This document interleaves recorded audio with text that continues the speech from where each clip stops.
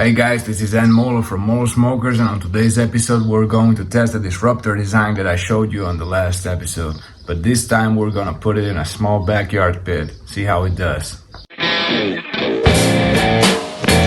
Welcome to Building Smokers in Europe, a series where I take you with me on the journey of building my brand, Moller Smokers, from the ground up. Step behind the scenes as I design, build, and refine the most authentic Texas-style barbecue pits in Europe. This is my daily life at the shop, unfiltered. Alright guys, episode 13. My dad needs a new smoker, and I don't have time to build him one from scratch. Plus, he just needs a small one to smoke meat for him and his girlfriend. And I'm gonna take this chance to recycle some old prototypes that I have and also test some new things that I want to try. This is the first backyard pit I ever built. I built it a long time ago on the floor with a stick welder and an angle grinder. And it's a cool little pit. It's a bit smaller than what I would build a backyard model now, but it works. The draft is nice. It's a great little pit. Only issue that it has is that the firebox is a bit too small to run a proper fire on it. And also my dad likes to grill steaks on it, so it needs a cowboy firebox. It just so happens that I also have this hot box, the first version of the Boxer, that I have no use for. So we're gonna chop this one off and weld these two together and make a Frankenstein Texas-style backyard pit.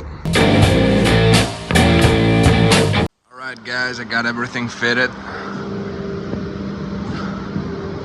I put an adapted version of the Moller Disruptor in it, so the chamber is gonna be a little shorter, but it doesn't matter. This is just a test.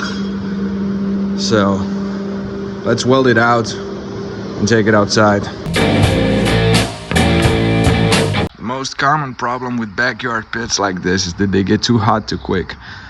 They also get too much radiant heat, and they're basically very different from big offsets, which is what you want. So I've tried to solve this by adding my Disruptor design, and it sits around here. And the chamber doesn't see the fire. It has to go through this end cap right here and then go up and get disrupted. This pit is very small, very, very small. So this is a worst case scenario. If it works in here, I know I can translate the design to a proper backyard size. Let's do a quick test and see if it works.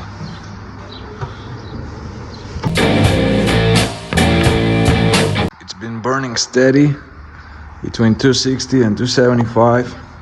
Let's check what we got. Hell yeah. It works, guys. The Disruptor works. Nothing is burned. Same toast on the bottom than the top. And just as even at the end. So once again, we proved this design works.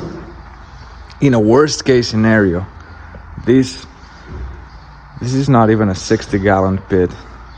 It's very, very small. So if it works in here, it works in any size. I can't even believe it.